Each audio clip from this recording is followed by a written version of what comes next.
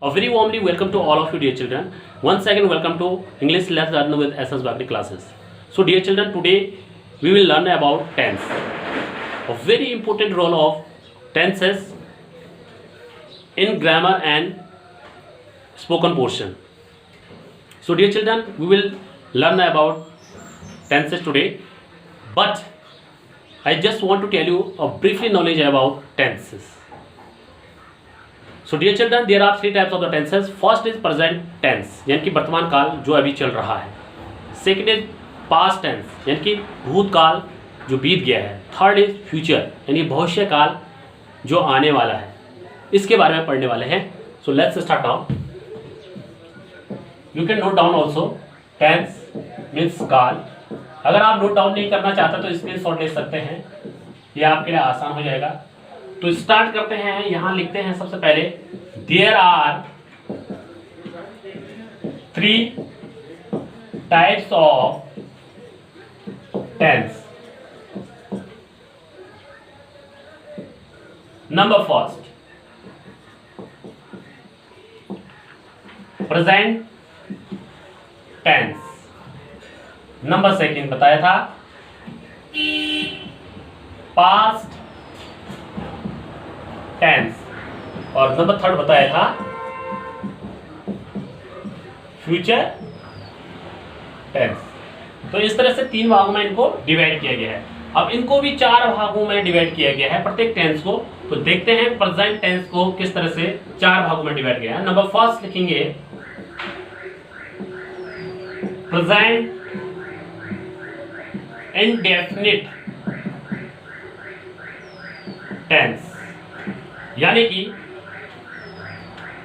Indefinite मतलब अनिश्चित काल के बारे में पढ़ेंगे जो वर्तमान समय में चल रहा है. सेकंड प्रेजेंट कंटिन्यूअस टेंस, यानी कि कंटिन्यूअस मीन्स होता है लगातार. कंटिन्यूअस टेंस के बारे में हम पढ़ेंगे जो लगातार चल रहा है उस समय प्रेजेंट के टाइम पर. एंड नंबर थर्ड पढ़ते हैं हम इसमें present perfect tense. Present perfect tense के बारे में पढ़ते हैं. और नंबर फोर्थ आता है present perfect continuous tense. So guys, चार टाइप हो गए प्रेजेंट टेंस के. इसी तरह से हम देखते हैं यहां पर पास्ट को भी हम चार भागों में इसी तरह से बांटते हैं कि प्रेजेंट की जगह हमको मात्र क्या करना है, पास्ट लिख देना है, बाकी same to same as it is रहना है. Present indefinite number first present indefinite tense, sorry past, क्योंकि पास्ट के बारे में पढ़े. सेकंड है past continuous tense. Number third आ जाएगा इसमें पास्ट परफेक्ट टेंस. और नंबर फोर्थ आ जाएगा पास्ट परफेक्ट कंटिन्यूअस टेंस. इसी तरह से इसमें आ जाएगा नंबर फर्स्ट क्या आएगा, फ्यूचर इंडेफिनिट टेंस. थोड़ा स्पेस कम है यहां पर. सेकंड आ जाएगा फ्यूचर कंटिन्यूअस टेंस. थर्ड आएगा फ्यूचर परफेक्ट टेंस. और नंबर फोर आ जाएगा फ्यूचर परफेक्ट कंटिन्यूअस टेंस. तो इस तरह से चार भागों में इनको हमने डिवाइड कर लिया है. आप इसको नोट डाउन कर सकते हैं और चाहे तो स्क्रीनशॉट भी ले सकते हैं. तो सबसे पहले आज हम पढ़ने जा रहे हैं फर्स्ट टेंस, प्रेजेंट टेंस, यानी कि वर्तमान काल जो वर्तमान समय में चल रहा है उसके बारे में हम सबसे पहले पढ़ेंगे। मैंने बताया था प्रेजेंट टेंस के अंतर्गत हम 4 भागों में बांटते हैं, उसमें से नंबर फर्स्ट आया था प्रेजेंट टेंस के बारे में हम देखते हैं प्रेजेंट टेंस। आज से हम प्रेजेंट टेंस के बारे में पढ़ेंगे, इसका जो पहला पोर्शन है उसके बारे में पढ़ेंगे सिर्फ, यानी कि हम पढ़ेंगे आज उसका पहला पोर्शन। क्या बताया था मैंने? प्रेजेंट इंडेफिनिट टेंस, जो कि क्या नहीं है, डेफिनेट नहीं है, प्रेजेंट इंडेफिनिट टेंस, उसके बारे में पढ़ने वाले हैं। तो किस तरह से हम उसको प्रयोग में लाते हैं ये देखते हैं। प्रेजेंट इंडेफिनिट टेंस यानी कि स्वीकारात्मक वाक्य लिख लीजिएगा, स्वीकारात्मक वाक्य, जिसमें यस एंड नो के बारे में ज्यादा क्वेश्चन एंड रिस्पॉन्स किया जाता है, उसको रखते हैं। अब देखते हैं कि सबसे पहले हम इसकी रिकॉग्नाइज करते हैं, यानी कि किसी भी टेंस को जानने के लिए हमको उसकी पहचान की आवश्यकता होनी चाहिए, कि पहचान होगी तभी पता चलेगा कि हमको इस टेंस के अंतर्गत रखा गया है, इस वाक्य के अंतर्गत रखा जाता है। नंबर फर्स्ट इसमें देखते हैं, हम इसकी रिकॉग्नाइज करते हैं। रिकॉग्नाइज यानी कि इसकी क्या है, पहचान क्या, इसके बारे में जानकारी देंगे। सबसे पहले हम प्रेजेंट इंडेफिनिट टेंस के बारे में देखते हैं कि इसकी रिकॉग्नाइज क्या होती है। इस प्रकार के जो वाक्य होते हैं उसके अंत में ता है, ती है, ते हैं, ता हूं आदि शब्द आते हैं, एक्सेट्रा। ओके, क्या आता है? ता है, ती है, ते हैं या ता हूं, एक्सेट्रा। तो इस प्रकार से आता है ता है, ती है, ते हैं, ता हूं। जिस प्रकार के वाक्यों के अंत में अगर आएगा तो आप समझ जाइए कि वो प्रेजेंट इंडेफिनिट टेंस का वाक्य है।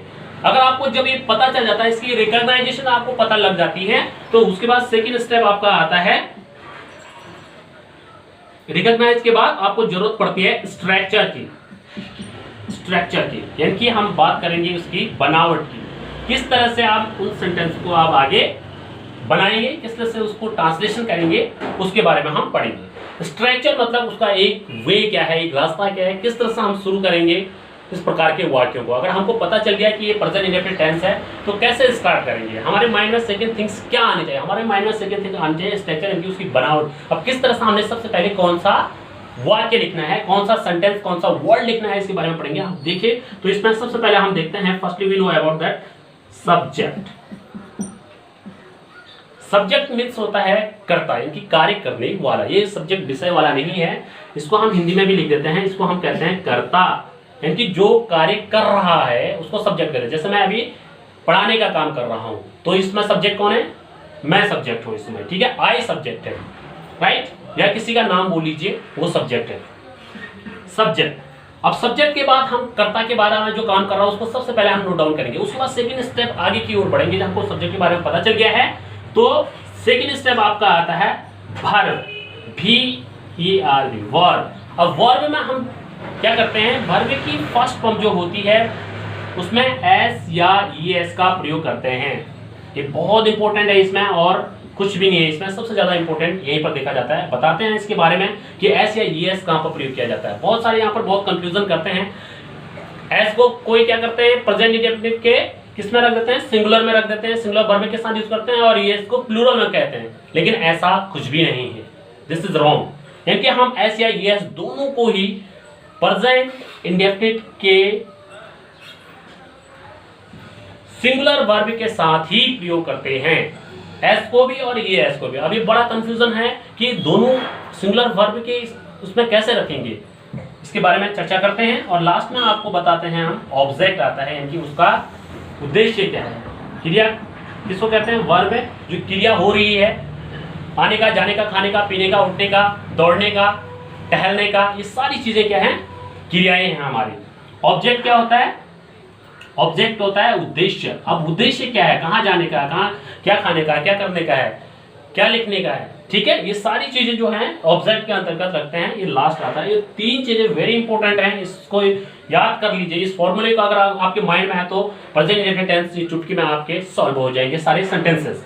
सो dear children, today I just want to tell you about that very important point, verb में एस या ईएस का प्रयोग कैसे करते हैं, इसके बारे में पढ़ते हैं। इसको लिख दिया होगा आपने, शॉर्ट स्क्रीन आपने ले लिया होगा। चलिए शुरू करते हैं। इसमें हम इसके स्ट्रक्चर्स को लिखें। स्ट्रक्चर मैंने आपको क्या बताया था, सबसे पहले दोबारा लिख देता हूँ स्ट्रक्चर, चिंता करने की जरूरत नहीं। आप चाहें तो स्क्रीनशॉट ले सकते हैं, सबसे आसान तरीका है लिखना, वैसे भी ज्यादा कोई नहीं चाहता है। चलिए फिर आराम से लिख लीजिएगा। सब्जेक्ट है, सब्जेक्ट यानी कि कर्ता। अभी वाक्य बना के दिखाऊंगा मैं आपको, पहले इसको नोट डाउन करिए। फिर मैंने क्या कहा था, वर्ब कहा था। वर्ब मतलब क्रिया। क्रिया में फर्स्ट फॉर्म में एस या ईएस का प्रयोग करेंगे। उसके लास्ट में हम क्या लिख देते हैं, इसका ऑब्जेक्ट यानी कि उद्देश्य। इसका उद्देश्य क्या है, घर जाने का, स्कूल जाने का, पढ़ने का है, लिखना कहाँ है, इस तरह से ये उसके उद्देश्य हो गए, ठीक है। सब्जेक्ट है, जैसे मैं बताता हूं आपको,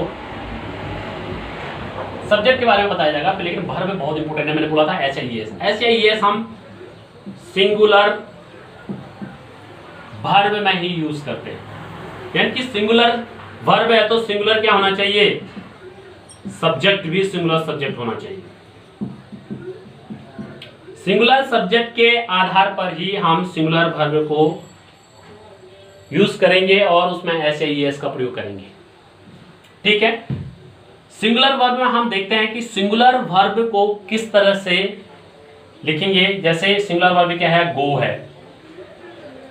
गो किसके साथ लगता है आपको पता है, प्लूरल और सिंगुलर दोनों सब्जेक्ट के साथ लगेगा। मतलब मैंने अगर कह दिया कि ही क्या है, सिंगुलर सब्जेक्ट है, और सिंगुलर सब्जेक्ट के साथ सिंगुलर वर्ब के साथ एस या ईएस का प्रयोग करना है, तो गो है तो इसमें ईएस लग जाएगा। यानी कि सब्जेक्ट कौन सा है, सिंगुलर सब्जेक्ट के साथ ईएस लगा है, सिंगुलर सब्जेक्ट के वर्ब के साथ ईएस लगा, ऐसे समझिए आप इसको। सिंगुलर सब्जेक्ट ही क्या होते हैं, सिंगुलर सब्जेक्ट जरा इसके बारे में भी जान लेते हैं। सिंगुलर सब्जेक्ट क्या होते हैं, सिंगुलर सब्जेक्ट होते हैं, सब्जेक्ट क्या होता है, ही, एक ये हो गया, सी, ए, थर्ड पर्सन। थर्ड पर्सन क्या होते हैं, इसके बारे में भी जानते हैं। थर्ड पर्सन होते हैं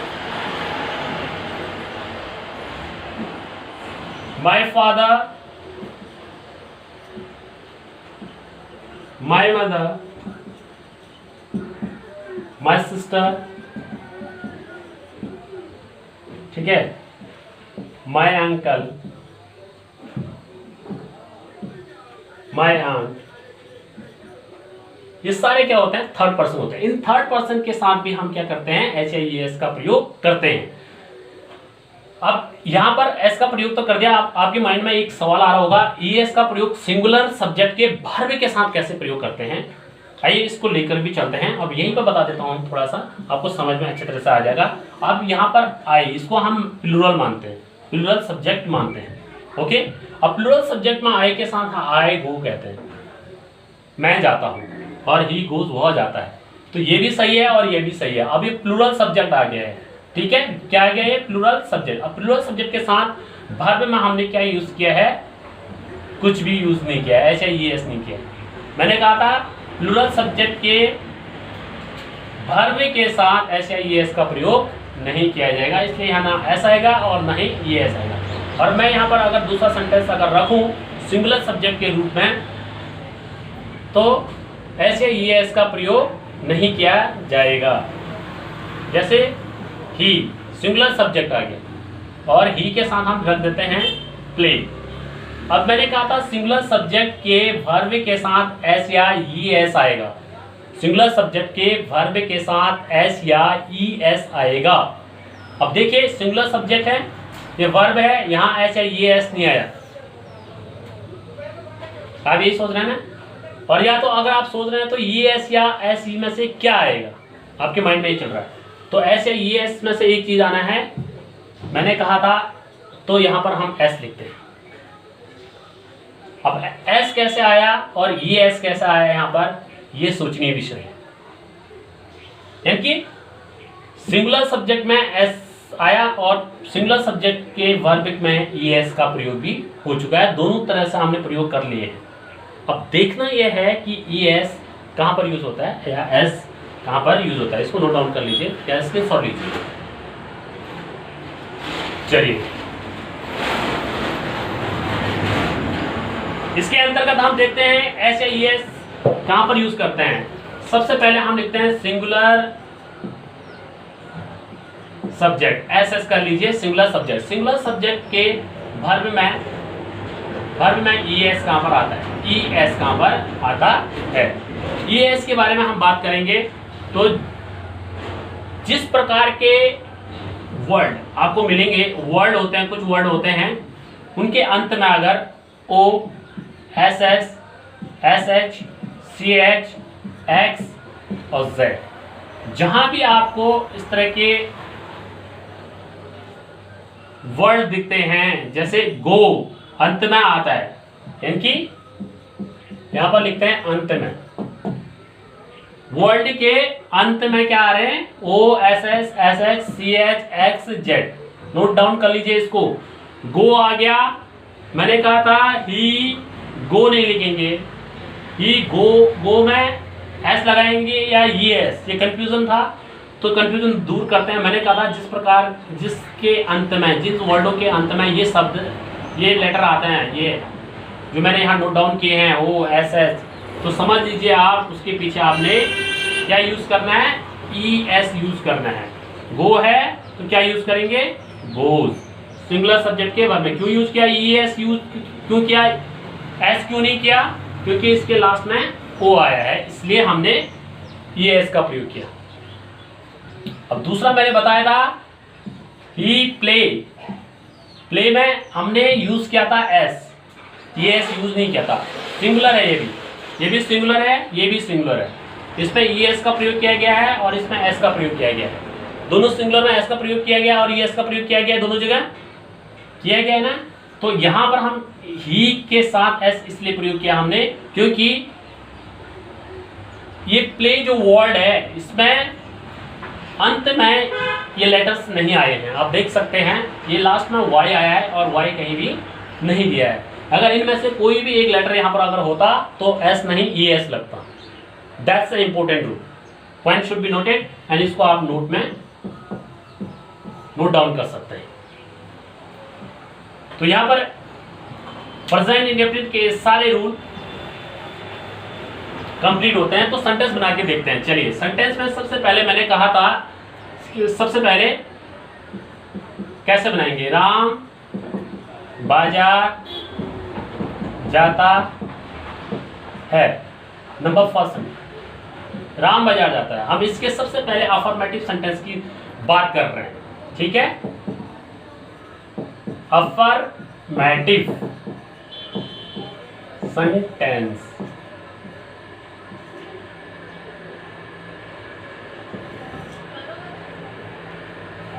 अफर्मेटिव सेंटेंस के बारे में बात कर रहे हैं तो मैंने कैसे बताया था उसके बारे में हम देखते हैं। इसको अफर्मेटिव सेंटेंस लिखते हैं, ठीक है। फर्स्ट ध्यान से देखिए, मैंने कहा था सबसे पहले क्या आएगा, सब्जेक्ट। सब्जेक्ट क्या है इसमें, राम।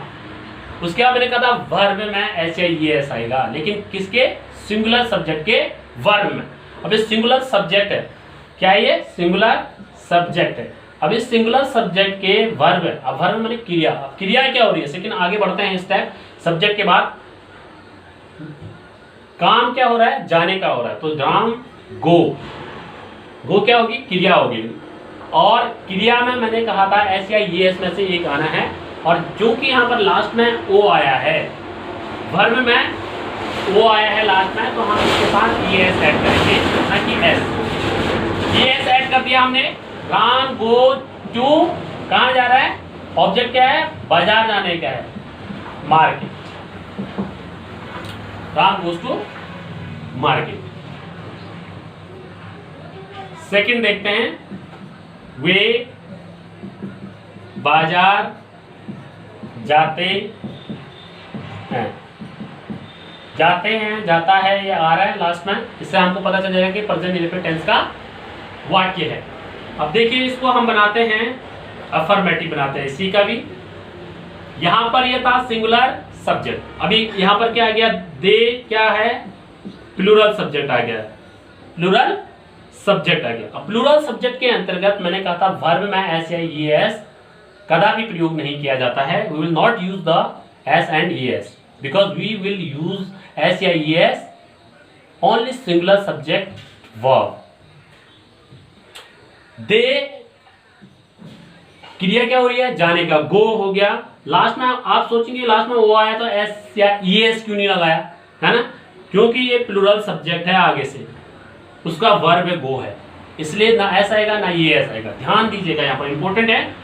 दे गो टू, कहां जा रहे हैं, market, they go to market. इस तरह से आप सेंटेंस बना सकते हैं। तीसरा देखिए, राकेश स्कूल जाता है, राकेश स्कूल जाता है। राकेश, मैंने बताया था राकेश क्या हो गया यहाँ पर, जब हम किसी व्यक्ति के बारे में बात कर रहे हैं, ही सी इट, किसी का नाम अदर्स नेम भी आता है, तो ये थर्ड पर्सन जो होते हैं उसके वो क्या होता है, सिंगुलर सब्जेक्ट होता है। ये राकेश यहाँ पर क्या है, सिंगुलर सब्जेक्ट, थर्ड पर्सन है। यानी कि फर्स्ट पर्सन कौन है, जो बात कर रहा है, आई, मैं। सेकंड कौन है, जिसके बारे में बात कर रहे हैं, जिससे बात कर रहे हैं, सॉरी जिससे बात कर रहे हैं, सेकंड पर्सन है। और जिसके बारे में बात कर रहे हैं वो थर्ड पर्सन है। हम राकेश के बारे में बात कर रहे हैं, ठीक है, थर्ड पर्सन है। तो यानी थर्ड पर्सन के साथ हम क्या यूज करते हैं, उसके वर्ब के साथ एस या ईएस यूज करते हैं। एस या ईएस जरूर आएगा, अब इसमें देखते हैं एस आएगा या ईएस, इसको भी कंफर्म करते हैं। राकेश स्कूल जाता है, यहाँ पर आ गया गो, लास्ट में ओ आ गया यहाँ पर भी, तो हम क्या यूज करेंगे यहाँ पर, ईएस। राकेश गोज टू, कहाँ जाता है, स्कूल, उसको ऑब्जेक्ट को लास्ट में लिख दीजिए। इस तरह से सेंटेंस आपके अफर्मेटिव बनते हैं। ऐसे आप बहुत सारे सेंटेंस बना सकते हैं, लेकिन अगर आपके रूल सही हैं तो आप बहुत सारे 100 से ऊपर सेंटेंस बना सकते हैं और उसको डेली लाइफ में यूज कर सकते हैं। You will do practice always. So let's start now. Affirmative sentence को कंप्लीट कर लिया है लगभग। अब बात करते हैं हम second, negative sentence. Negative sentence, negative sentence का मतलब क्या होता है, यानी कि नकारात्मक वाक्य, नकारात्मक वाक्य। अभी नकारात्मक वाक्य यानी कि सीधी सी बात पता चल गई इससे, यानी कि इसमें नॉट का प्रयोग किया जाएगा। अब इसका सबसे पहले हम स्ट्रक्चर देखेंगे, इसकी पहचान की जरूरत, स्ट्रक्चर पहचान की जरूरत नहीं है। क्यों? क्योंकि हमको पता है कि प्रेजेंट इंडेफिनिट टेंस को किस तरह से पहचानते हैं, उसके नेगेटिव, उसके इंटररोगेटिव, सारे वाक्यों के अंत में क्या आएगा, ता है, ती है, ते हैं आदि शब्द आएगा। इसलिए हमको जरूरत है बार बार उसको जानने की। तो स्ट्रक्चर बहुत इंपॉर्टेंट है। स्ट्रक्चर में हम क्या देखते हैं, हमेशा की तरह हम सबसे पहले यूज करते हैं सब्जेक्ट। दिमाग में इसको बांध लीजिएगा, जो न्यू स्टूडेंट हैं तो सबसे पहले कोई भी टेंस अगर शुरू कर रहे हैं, उसका वाक्य अगर इंग्लिश में बना रहे हैं तो सब्जेक्ट सबसे पहले आता है। सब्जेक्ट दो प्रकार के होते हैं, singular subject and plural subject. बताया था सिंगुलर सब्जेक्ट में क्या आता है, he, she, it, others, third person के नेम वगैरह आते हैं। और प्लूरल सब्जेक्ट की अगर हम बात करें तो दे, यू, आई को भी प्लूरल में रखते हैं। तो इस तरह से हम यूज करते हैं, बॉयज, गर्ल्स, तो जहां पर बहुत सारे हैं तो प्लूरल में रखते हैं। उसके बाद हम बात करते हैं सब्जेक्ट, यानी कि कर्ता की बात करते हैं सबसे पहले, और कर्ता के बाद यहाँ पर बात आती है helping verb do and does. Do का प्रयोग करेंगे, डू नॉट। सेकंड क्या यूज करेंगे, डस नॉट, और फिर लास्ट में यूज करेंगे हम ऑब्जेक्ट। अब do not and does not का प्रयोग क्यों किया, क्योंकि हमको पता है ये नेगेटिव सेंटेंस हैं। नेगेटिव सेंटेंस किसके हैं, प्रेजेंट टेंस के, कौन से पार्ट के, फर्स्ट प्रेजेंट इंडेफिनिट टेंस के। तो स्टार्ट करेंगे इसमें सबसे पहले, राम बाजार नहीं जाता है, उसी को बनाते हैं। वाक्य के अंत में ता है, ती है, इसकी रिकग्नाइजेशन है, और रिकग्नाइजेशन के बाद हम देखते हैं कि इसमें नॉट का प्रयोग किया गया। नॉट नेगेटिव है, तो नेगेटिव सेंटेंस का फॉर्मूला आपको पता है। सब्जेक्ट क्या है इसमें, राम क्या है, थर्ड पर्सन है। उसके बाद हम इसके साथ यूज करते हैं क्या, डज का प्रयोग करते हैं। Ram does not go to school.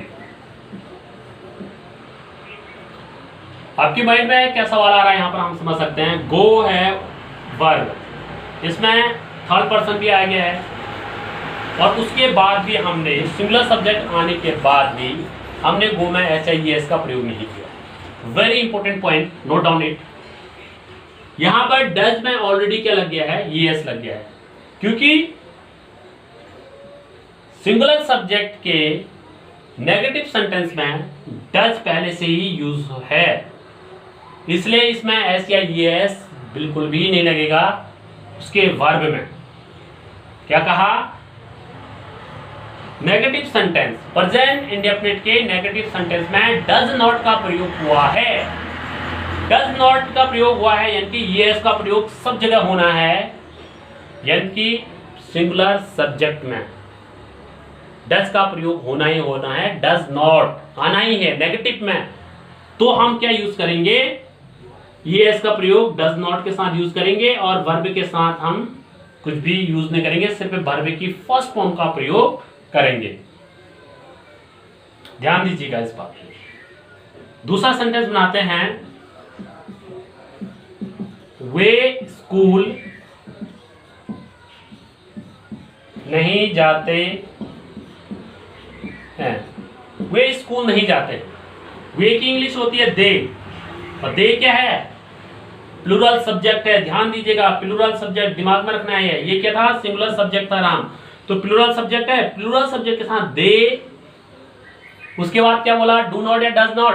Plural है तो प्लूरल के साथ हम यूज करते हैं डू नॉट, और सिंगुलर के साथ क्या करते हैं, ये प्लूरल सब्जेक्ट के वर्ब के साथ यूज होगा, ये सिंगुलर सब्जेक्ट के साथ यूज होगा। दिमाग में रखना होगा। ये डू नॉट यूज किया गया, क्यों, प्लूरल सब्जेक्ट है इसलिए डू नॉट का प्रयोग किया गया है। इनके they do not go, verb की फर्स्ट फॉर्म का प्रयोग होगा इसमें भी, दोनों जगह। गो टू कहाँ जा रहा है, ऑब्जेक्ट क्या, उद्देश्य कहाँ जाने का है, स्कूल जाने का है, गो टू स्कूल। ठीक है, इस तरह से हम देखते हैं इसको। नेगेटिव सेंटेंस के अंदर हमने 2 सेंटेंसेस बना लिए हैं, और ऐसे ही आप बहुत सारे सेंटेंस यूज कर सकते हैं। ठीक है, 40-50 सेंटेंस आप यूज करते हैं तो स्पोकन इंग्लिश के लिए वेरी बेनिफिशियल होगा। तो इसका नोट डाउन भी आपने कर लिया होगा या स्क्रीनशॉट आपने ले लिया होगा। चलिए आगे बढ़ते हैं। इसमें तीसरा बोला था मैंने, इसके अंतर्गत हमने interrogative sentence, interrogative sentence. Interrogative sentence के अंतर्गत हम कहां से शुरू करते हैं, ये दिमाग में रखनी होगी बात पहले। इसमें हम इंटरोगेटिव मार्क्स का प्रयोग करते हैं, क्वेश्चन मार्क्स जिसको कहते हैं, प्रश्नवाचक वाक्य। सबसे पहले हम इसमें स्ट्रक्चर ही देखते हैं। ठीक है, मैंने जैसे कि आपको बताया था, हमको इसमें इसकी रिकॉग्नाइजेशन की आवश्यकता नहीं है, क्योंकि रिकॉग्नाइजेशन हमको पता है लास्ट में क्या आता है, ता है, ती है, ते हैं। अपर्बेटिव का है तो क्या होगा, वह बाजार जाता है। नेगेटिव का क्या होगा, तो वह बाजार नहीं जाता है। इंटेरोगेटिव क्या होगा, क्या वह बाजार जाता है, सीधी सी बात है, प्रश्न करेंगे उसमें। तो सबसे पहले हम देखते हैं इसमें WH जो वर्ड्स होते हैं उसका प्रयोग करते हैं। ठीक है, WH वर्ड्स यूज करते हैं हम। उसके बाद हम देखते हैं यहाँ पर डू और डज, जो कि क्या था, हेल्पिंग वर्ब के यूज में प्रयोग किया गया था। Do not, does not helping verb है, किसका, प्रेजेंट इंडेफिनिट टेंस का। डू और डज आ गया, उसके हम क्या यूज करेंगे, सब्जेक्ट यूज करेंगे। पूरा लिख देते हैं, सब्जेक्ट यूज करेंगे। और लास्ट में आपको पता है सब्जेक्ट के बाद क्या आता है, हमेशा क्या आता है, वर्ब आता है। और वर्ब की कौन सी फॉर्म यूज होगी, फर्स्ट फॉर्म यूज होगी। ऐसे ES नहीं लगेगा, नेगेटिव में भी नहीं लगेगा और इंटेरोगेटिव में भी नहीं लगेगा। वर्ब के बाद लास्ट में हम लिखते हैं उसका उद्देश्य क्या है, ऑब्जेक्ट क्या है। तो जैसे ही मैं बता रहा हूं आप लिख सकते हैं, थोड़ी सी इंक कम चल इसमें। तो WH मेंबर के वर्ड्स कौन से हैं, when, why, where, who, how, ये सारे कौन से हैं, यहां से अगर शुरू होते हैं तो इनको लिखा करते हैं फर्स्ट में। तो देखते हैं सबसे पहले कैसे हम इसको सेंटेंस बनाते हैं। क्या वह बाजार जाता है? क्या वह बाजार जाता है फर्स्ट। अब इस क्या की इंग्लिश व्हाट नहीं होगी।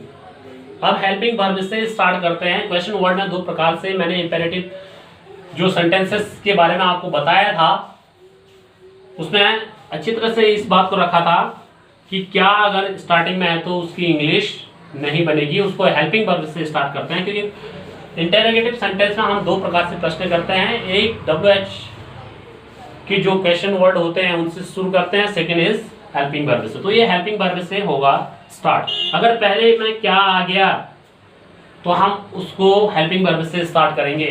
तो हेल्पिंग वर्ब किस हिसाब से लगेगा इसको देखना पड़ेगा। हेल्पिंग वर्ब क्या है, डू या डज है। तो इसमें हम क्या यूज करेंगे, डज यूज करेंगे। अब आप बोलेंगे डू क्यों नहीं यूज किया, कह सकते हो इसलिए यूज नहीं किया क्योंकि यहाँ सब्जेक्ट क्या है हमारे पास, ही। डज ही, सब्जेक्ट ही है, ही के अनुसार हमने डज का प्रयोग किया है, समझ गए। डज ही गो, वर्ब की first form, go to market. क्या मतलब हुआ इसका, प्रश्नवाचक चिन्ह लगेगा। क्या वह बाजार जाता है, does he go to market, does he go to school, does he go to school. ठीक है, इस तरह से हम बहुत सारे सेंटेंस बना सकते हैं। Does Rakesh go to school, does Ram go to temple, इस तरह से बना सकते हैं। इसमें हम एक और देखते हैं प्लूरल। प्लूरल को बाद में देखते हैं, पहले इसको डज न लिख के WH फैमिली की जो वर्ड हैं उनसे कैसे प्रयोग करेंगे। शुरू करते हैं इसमें, वह बाजार क्यों जाता है, प्रश्न हो गया। तो इसमें सबसे पहले क्या है, क्यों। इस क्यों की इंग्लिश क्या होती है, वाई। अगर ये बीच में आता है, ये प्रश्नवाचक वाक्य के बीच में आते हैं, क्यों, कब, कैसे, कहां, कैसे, किस लिए, इस तरह से जो बीच में आते हैं कहां, तो यहां पर हम क्या यूज करेंगे, इसको सबसे पहले सब्जेक्ट के से पहले यूज करेंगे, यानी कि वाई की इंग्लिश सबसे पहले आएगी। यानी कि वाई, वाई के बाद मैंने क्या कहा था, अब यहां पर डू या डज है, क्वेश्चन वर्ड आ गया। क्वेश्चन वर्ड क्या, डू या डज कैसे लगेगा, सब्जेक्ट के अनुसार। अब सब्जेक्ट क्या है, वह है, वह के लिए हम क्या यूज करते हैं, डज, वाई डज। अब उसके बाद सब्जेक्ट तीसरा, फर्स्ट कर दिया, सेकंड यूज कर दिया, थर्ड यूज करेंगे सब्जेक्ट ही। अब वर्ब है, वर्ब की फर्स्ट फॉर्म का प्रयोग करना है, ध्यान रखिएगा। वाई डज ही, जाने की बात हो रही है, गो टू, कहां, ऑब्जेक्ट क्या है, मार्केट, हो गया। Why does he go to market, वह बाजार क्यों जाता है। Why does he go to school, वह स्कूल क्यों जाती है। ठीक है, तो इस तरह से हम बहुत सारे सेंटेंस और बना सकते हैं। Why Mohan, why does Mohan, ऐसा करके बोलिए, why does Mohan go to temple. इस तरह से भी आप सेंटेंसों को रख सकते हैं। चलिए, और इसमें एक सेंटेंस और बता देते हैं प्लूरल का, वे घर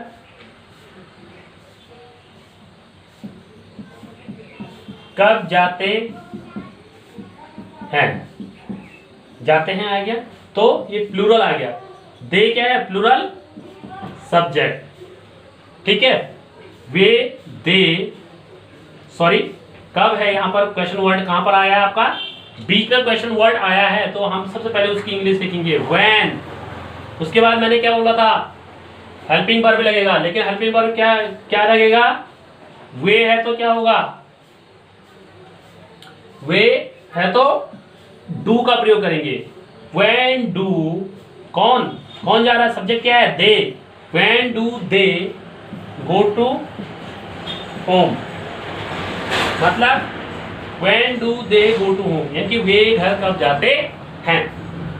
ठीक है, तो when do we go to home, हम घर कब जाते हैं। ऐसे करके बहुत सारे सेंटेंस फिर से बना सकते हैं। लास्ट में मैं एक साथ बताऊंगा इनको फिर से।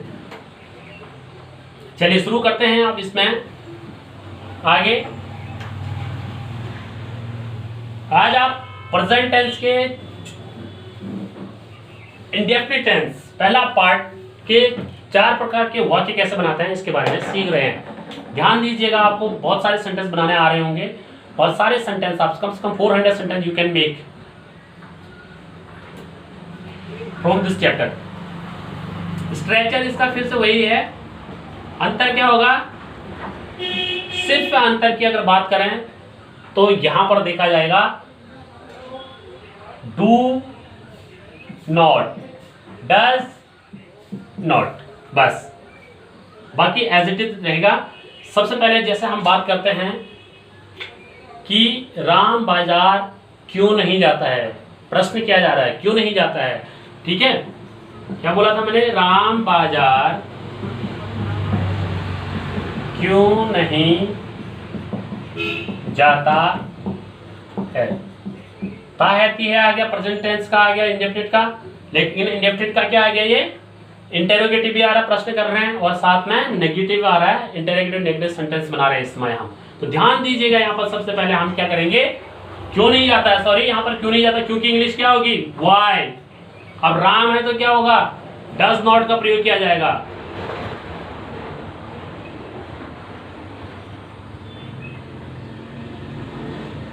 लेकिन ध्यान देने वाली बात है, डज नॉट डू नॉट का प्रयोग बताया था, लेकिन डज सब्जेक्ट और नॉट का प्रयोग हम यहाँ पर प्रयोग करेंगे। थोड़ा सा ध्यान देने वाली बात है, डू नॉट यहाँ पर यूज नहीं करेंगे, सब्जेक्ट के बाद नॉट का प्रयोग करेंगे।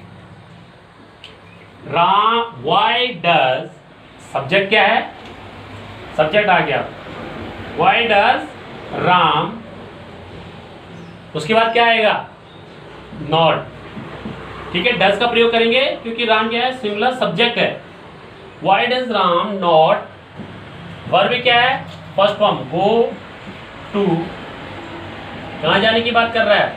मार्केट। बन गया। Why does Ram not go to market, Ram बाजार क्यों नहीं जाता है? Why does Mohan not go to market, Mohan market क्यों नहीं जाता है? समझ रहे हैं? एक सेंटेंस काफी है। और अगर प्लूरल की बात करें तो वे बाजार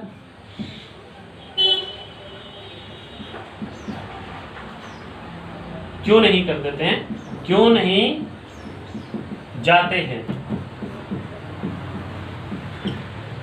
प्लूरल है, सब्जेक्ट। तो सबसे पहले बीच में अगर क्वेश्चन वर्ड आया तो उसकी इंग्लिश बनती है हमेशा, मैंने बताया है आपको। तो इसकी इंग्लिश क्या बनेगी? क्योंकि वाई, वाई के साथ क्या लगेगा? हेल्पिंग वर्ब है, डू। डू क्यों लगेगा? क्योंकि सब्जेक्ट क्या है? दे। तो वाई डू दे, नेगेटिव में भी है, इंटरोगेटिव नेगेटिव है, तो नॉट का प्रयोग करेंगे। Why do they not go to market. क्या मतलब हो गया? वे बाजार क्यों नहीं जाते हैं, why do they not go to market. तो इस तरह से इंटरोगेटिव नेगेटिव सेंटेंस भी कंप्लीट हुआ। 4 प्रकार से हम सेंटेंस को रखते हैं, मैंने पहले बताया था आपको, इसको भी स्क्रीनशॉट दे सकते हैं आप। जैसे कि मैंने बताया था कि इसके 4 पोर्शन होते हैं। पहला मैंने बताया था प्रेजेंट इंडेफिनिट टेंस में Ram go to market. Second इसका नेगेटिव बनाया, Ram does not go to market. Third interrogative बनाया, does Ram go to market. और फोर्थ इंटरोगेटिव नेगेटिव में बताया, does Ram not go to market. तो इस तरह से आप बहुत सारे सेंटेंस बना सकते हैं। एक के 4 पार्ट हो गए। अगर आपने 50 सेंटेंस बनाए तो 4 से मल्टीपल कीजिएगा, यानी कि 200 से अबव आप सेंटेंस बना सकते हैं। और आपके स्पोकन इंग्लिश में भी बहुत ज़्यादा फ्रूटफुल होने वाला है यदि आप यूज़ करते हैं। तो कहते हैं कि अगर आप में सेंटेंस मेकिंग बनाने की क्षमता है, वाक्पटुता है, तो you can do very well in your life. Thank you guys, have a great time to all of you.